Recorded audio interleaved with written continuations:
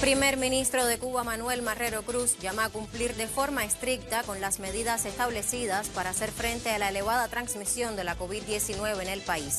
Las últimas jornadas ostentan cifras récord de contagios y lamentables pérdidas humanas. La fase 1 del ensayo Soberana Pediatría iniciará este lunes en Cuba. El proceder incluirá infantes entre 3 y 18 años, a los cuales se le aplicarán 3 dosis, el mismo esquema utilizado en adultos. Artistas de vanguardia, jóvenes y consagrados del país expresaron su rechazo rotundo al bloqueo económico, comercial y financiero impuesto por Estados Unidos a Cuba. Hasta el Faro Roncalli, al extremo más occidental de la geografía cubana, llegaron sus iniciativas. Con un afectuoso saludo desde La Habana, le invito a compartir junto a nosotros esta emisión de Cuba Noticias Fin de Semana. Con las informaciones, ya comenzamos.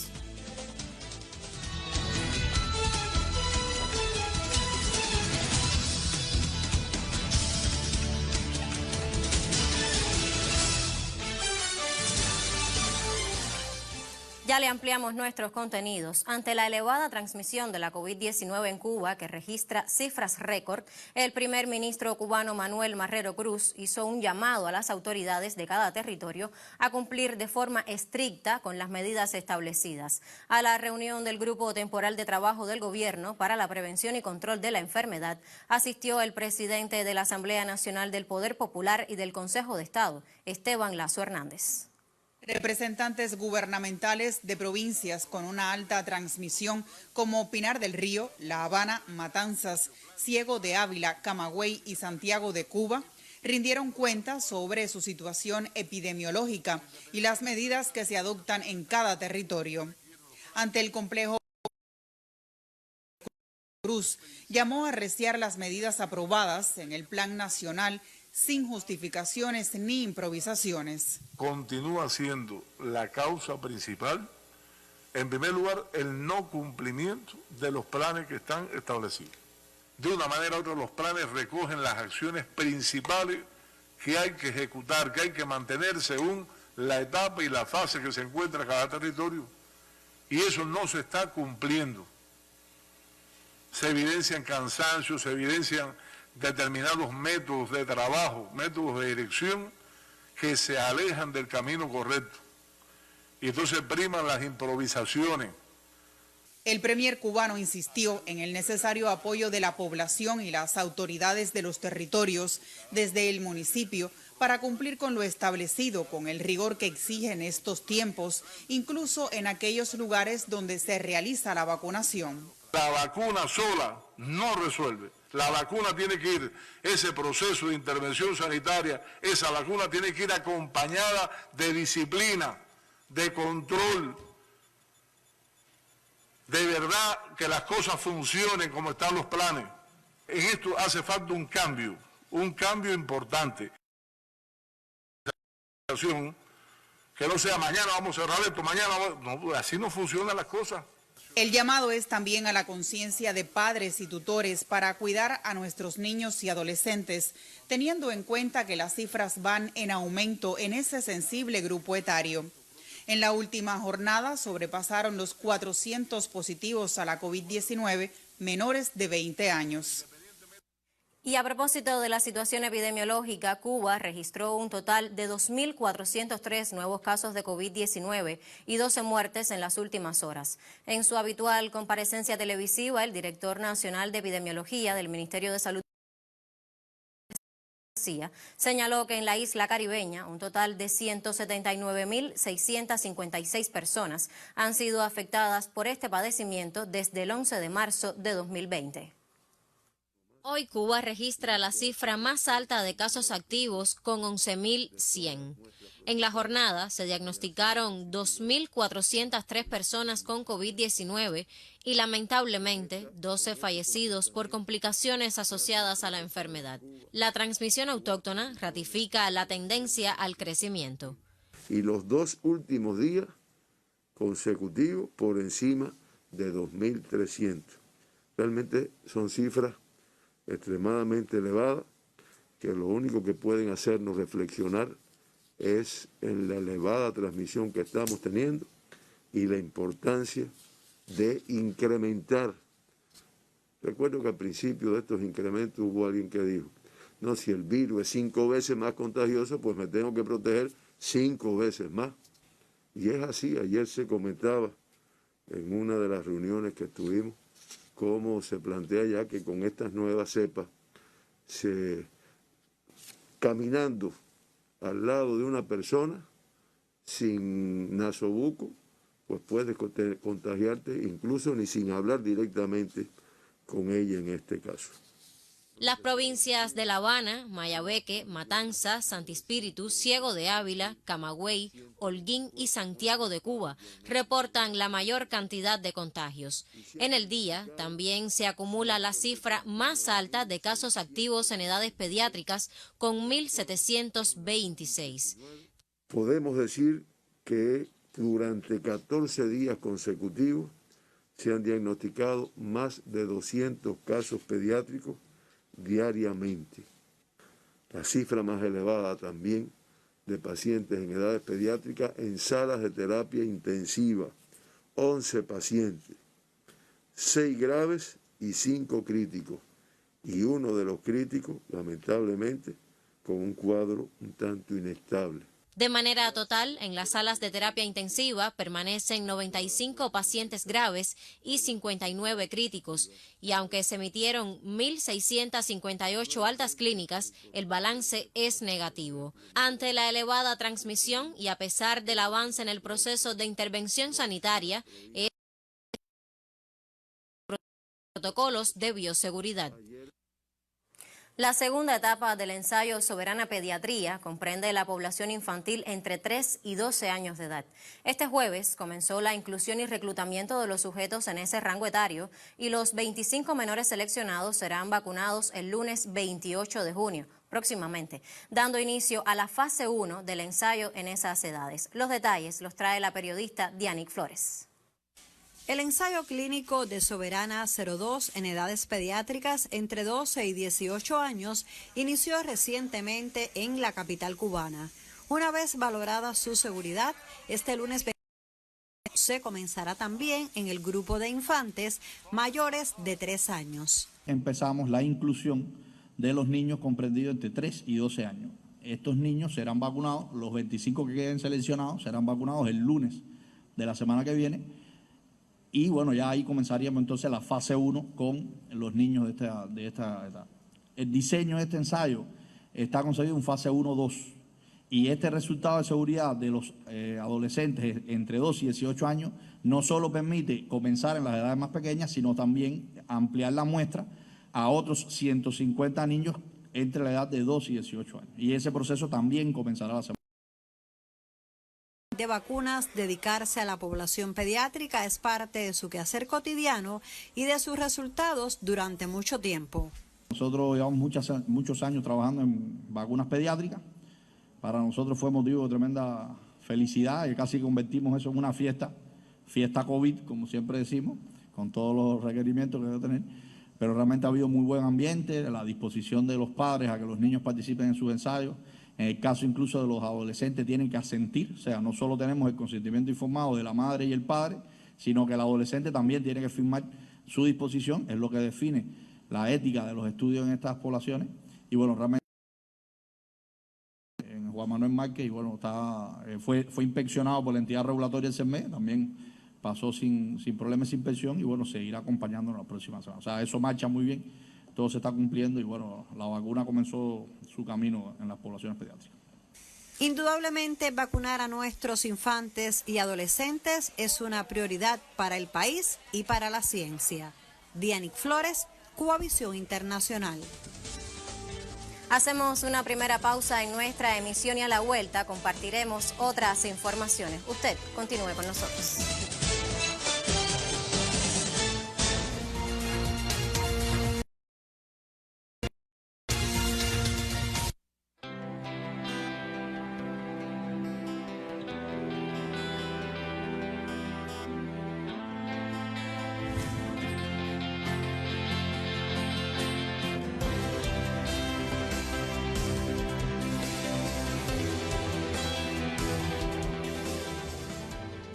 comienza el ensayo clínico para niños y jóvenes. Yo me vacuno. Yo me vacuno porque extraño reunirme con mis amigos. Yo me vacuno porque vacunar es prevenir. Vacúnate, protégete, no lo dudes.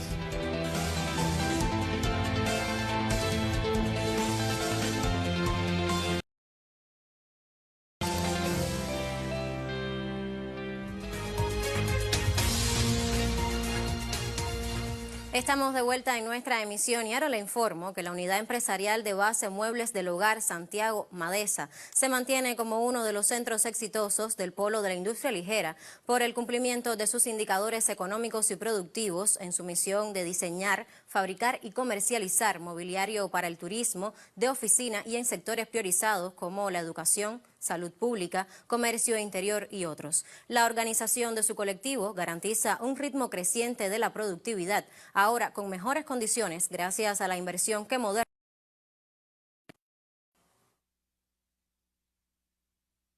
Con más de 50 años de experiencia en la producción y comercialización de muebles, la unidad empresarial de base Madesa de Santiago de Cuba incrementa su cartera de oportunidades con alta demanda en sectores vitales para la economía cubana. Encargada de asegurar el confort y la exclusividad de sus productos con diversidad de estilos, la entidad se mantiene posicionada como uno de los centros exitosos del polo de la industria ligera a partir del cumplimiento de los indicadores económicos y productivos. El año pasado tuvimos un nivel de ingreso por encima de los 121%, o sea, de 5,9 millones que tenía el plan. La UBB realizó indicadores se comportaron de forma positiva, incluyendo el salario medio de los trabajadores. Al cierre del mes de enero, de un plan de 2 millones de pesos, tuvimos un real de 2,3 millones, con resultados satisfactorios en cada uno de nuestros indicadores, principalmente para la producción del turismo y la tienda en MLC. En cada uno de sus talleres se ensamblan innovadores diseños que distinguen al sello comercial de la marca Dujo, con presencia en el mercado nacional e internacional. En estos momentos estamos trabajando en 2 hoteles, en Baracutey 59 y Salina 2. Tenemos en proyecto trabajar para Baracutey 61 y Baracutey 61A. Es Roca del Este, que es otro hotel que también vamos a hacer un nivel de muebles en este año, que es lo que tenemos planificado. Con tecnología moderna valorada en más de 1,6 millones de pesos, la entidad sustituye importaciones, vela por el cuidado del medio ambiente y busca mayor eficiencia y productividad, punto clave en la tarea ordenamiento.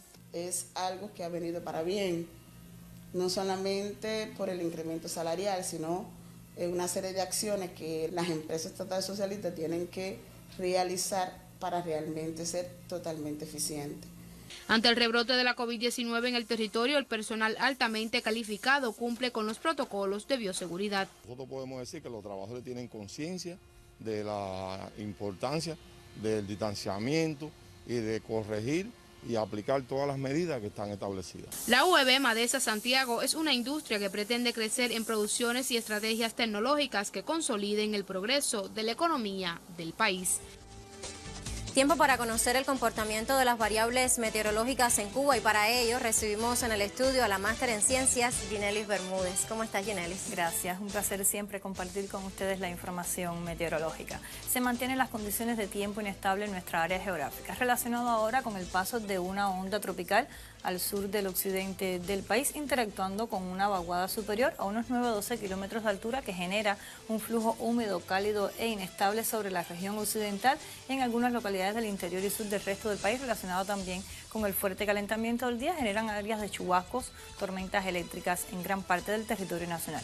Estas condiciones de tiempo inestables se van a mantener para las próximas 24 horas. En los destinos turísticos de la región occidental estará amaneciendo parcialmente nublado y en la tarde se nublará con numerosos chubascos, lluvias y tormentas eléctricas que pueden llegar a ser fuertes en algunas localidades. Las temperaturas con poca variación, las máximas durante el día en los destinos turísticos de la región central estará amaneciendo también parcialmente nublado y en la tarde se nublará con numerosos chubascos y lluvias y temperaturas máximas entre 32 y 33 grados Celsius. En los destinos turísticos de la región oriental también amanecerá parcialmente nublado y en la tarde se nublará con alta probabilidad de lluvias y tormentas eléctricas con máximas de 32 grados Celsius en zonas de la costa norte, 34 grados Celsius en Santiago de Cuba y 35 grados en Bayamo. La salida del sol será por por Punta de Maicí a las 6:19 ante Meridiano, se pondrá a las 8:27 pasado Meridiano por el Cabo de San Antonio y se mantiene la fase de luna llena. En resumen, para las próximas horas. Muchísimas gracias, Ginerlis, por las precisiones meteorológicas. Ahora nosotros continuamos con otros temas. El recrudecimiento del bloqueo impuesto por los Estados Unidos contra Cuba incide en la producción tabacalera, renglón fundamental para la economía cubana. En Pinar del Río, territorio occidental que aporta el 70% del cultivo de la hoja en el país, las principales afectaciones son visibles en el suministro de insumos y combustible para un mayor rendimiento en las campañas. Las siguientes declaraciones así lo confirman.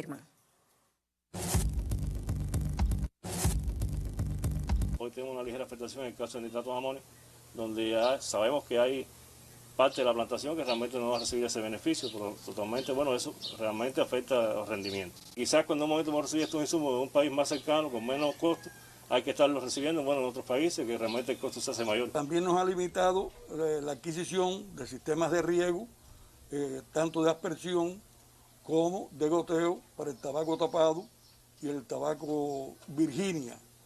Incide también en la no posible adquisición de lo que es la tela de aspillera para el empaque y acopio de los tabacos de vega fina de primera y el despalillo para su venta. Tabaco tapado. Hacemos una segunda pausa informativa y al regreso compartiremos informaciones del ámbito deportivo y cultural cubano. Usted continúa informándose con nosotros.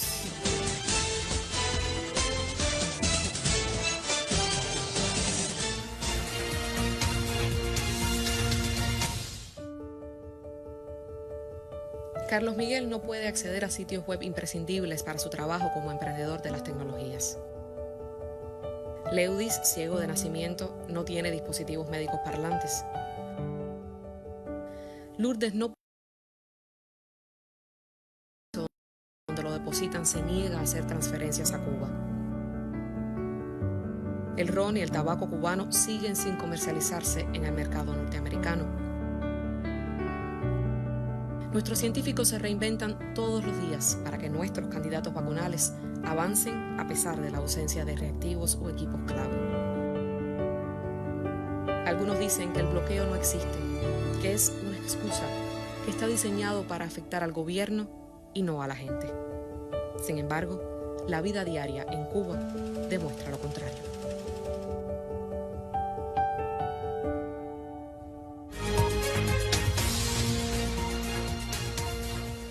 Estamos de regreso en nuestra emisión y llega el tiempo que dedicamos a los deportes. Hoy, con pormenores de la preparación de los clasificados en el tenis de mesa para los Juegos Olímpicos de Tokio y la participación del equipo Cuba en la Copa del Caribe Higinio Vélez Carrión con sede en Curazao. Esto y más con el periodista Carlos Manuel Gallardo. Adelante. Saludos amigos, tiempo dedicado al acontecer deportivo en Cuba Noticias, fin de semana. El equipo Cuba de béisbol que intervendrá en la tercera Copa del Caribe que tendrá lugar en Curazao arribó la víspera a ese país para enfrentar hoy al conjunto local en el debut. En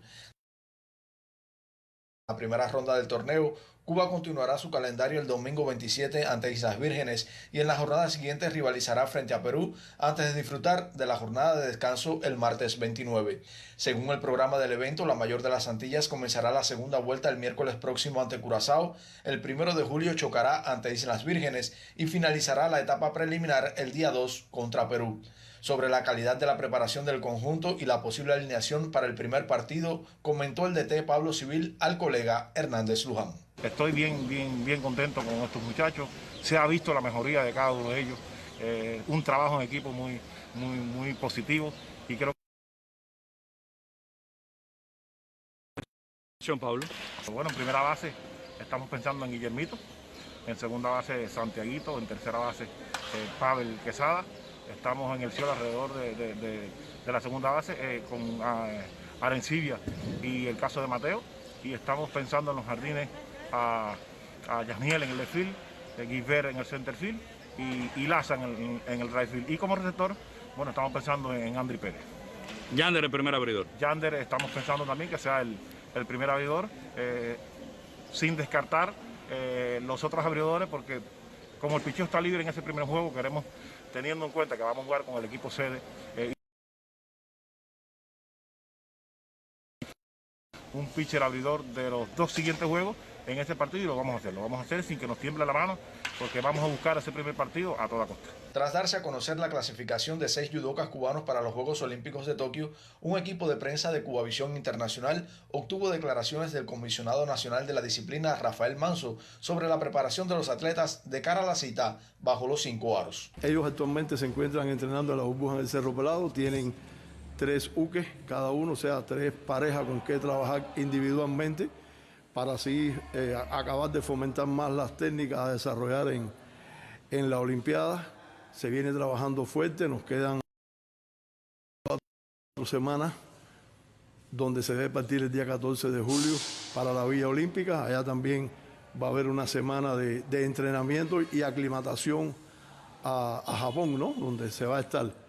Nosotros verdaderamente, bueno, ayer tuvimos una reunión con el equipo, con los 6 atletas, el colectivo técnico del entrenador y demás. Hay buen espíritu en nuestros atletas. Idali, Caliema, como dije anteriormente, Iván Silva, Mardiel Estrada, los 6 de forma general tienen buen espíritu y mente positiva para lograr alcanzar una medalla en la Olimpiada y aportar al medallero de nuestra delegación en los Juegos Olímpicos. Soy Carlos Manuel Gallardo y les espero en un próximo encuentro con los deportes en Cuba Noticias, fin de semana. Muchísimas gracias, Carlos, por la actualización deportiva. Y del ámbito cultural les informo que una representación de artistas e intelectuales pertenecientes a la Asociación Hermanos Saiz y a la Unión de Escritores y Artistas de Cuba llegó hasta el Faro Roncalli, al extremo más occidental del país, para expresar a través del arte el rechazo al bloqueo impuesto por Estados Unidos a la nación antillana. Hasta el extremo más occidental de Cuba llegó una representación de artistas de la plástica de Pinar del Río para colocar en el insigne Faro Roncalli del bloqueo de Estados Unidos sobre Cuba. La cultura, uno de los sectores más afectados por esta genocida política, ha tenido que reinventarse para permanecer viva, pese a las limitaciones que esta maniobra imperial procura causarle a sus miembros. El bloqueo no es más que una política obsoleta, genocida contra este país, una política que intenta doblegar al país por hambre, por necesidades, por miseria, para además de eso disponer una serie de medidas contra nuestro país que hagan que también las personas se sientan incómodas, se sientan mal, que remetan contra el propio sistema. Me parece que es una política además muy hipócrita, muy oportunista. Fue una oportunidad de poder manifestar desde el arte la inconformidad con el injusto bloqueo que nos tienen hace más de 60 años impuesto el gobierno de los Estados Unidos o los sucesivos gobiernos de los Estados Unidos. El Faro Roncalli es un símbolo para nuestra provincia y estar acá enarbolando la obra a favor de que se elimine el bloqueo es un honor para todo artista, ¿no? La obra, compuesta por Arquímedes Lores Nelo, Daucel Valdés, Elvis Selles, Abel Morejón y Joan Lorenzo, resalta el compromiso de los pinareños con la patria que los vio nacer y los formó como artistas. Y bajo un fuerte sol, vestidos de campaña y vueltos hacia la altura de Buenavista, Fidel y Chávez disfrutaron del genio militar de Simón Bolívar al reconstruir en el escenario mismo de los hechos aquel 24 de junio de 1821, cuando el Libertador decidió lanzarse a tomar los campos de Carabobo en una batalla que decidió la independencia de Venezuela. A este sitio, donde se resume uno de los hechos trascendentales de Venezuela para el mundo, nos acerca nuestro enviado especial, Gianni López Brito.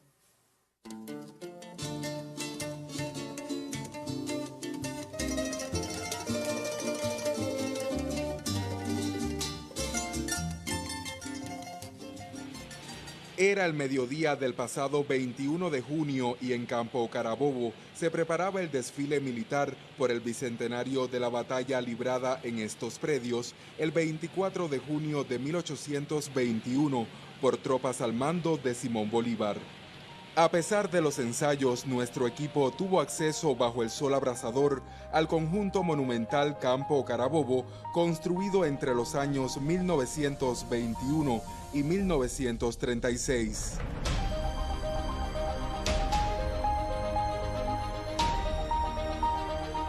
El paseo histórico monumental comienza con la Avenida a los Héroes, donde se aprecian bustos de oficiales que participaron en la gesta independentista, ordenados según su responsabilidad en el Ejército Libertador. Luego está el Arco de Triunfo, construido para celebrar en 1921 el centenario de la batalla. Con 35 metros de altura posee en la cima una mujer con gorro frigio, una efigie del Libertador en el centro y a ambos lados dos figuras femeninas que simbolizan la victoria y la paz. En las bases, dos atlantes representan los civiles y militares que participaron en la contienda. Además, dos murales describen la preparación del enfrentamiento en el Cerro Buenavista y la miseria en la que quedó el país al concluir la lucha, así como la esperanza en la paz y en la prosperidad. Las personas que visitan el conjunto monumental en este campo de Carabobo nos preguntan principalmente es por la tumba del soldado desconocido, ya que en la misma reposan restos y osamentas de soldados que no fueron identificados, pero que formaron parte de la gesta libertadora y que dieron su vida por la victoria en Carabobo. Dos placas rinden homenaje a los médicos y cirujanos que participaron en la batalla y a los nativos que guiaron por el lugar a las tropas de Bolívar. También dos monumentos similares representan la gloria al ejército vencedor y al vencido. Cierra el paseo el Altar de la Patria, inaugurado en 1830 en homenaje al centenario de la muerte de Bolívar.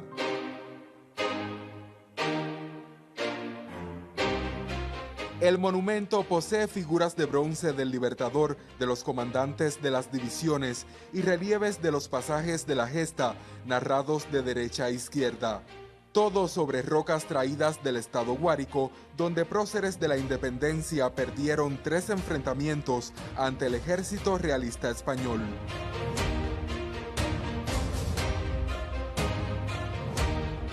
Este conjunto es Monumento Histórico Nacional desde 1961.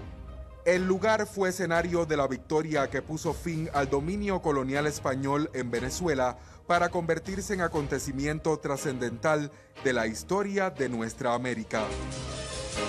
Y así concluimos nuestra emisión. Usted recuerde que puede encontrar estas y otras informaciones en nuestras redes sociales. Estamos en Facebook, Twitter y YouTube. Somos Cubavisión Internacional desde La Habana, Cuba. Hasta un próximo encuentro.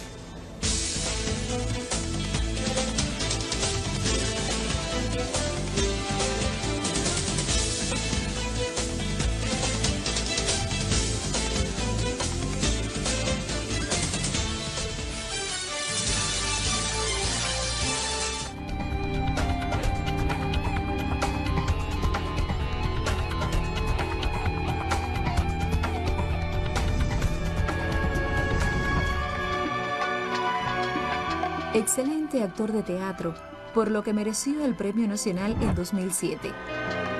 Alcanzó el cenit de su popularidad con el papel protagónico en el serial televisivo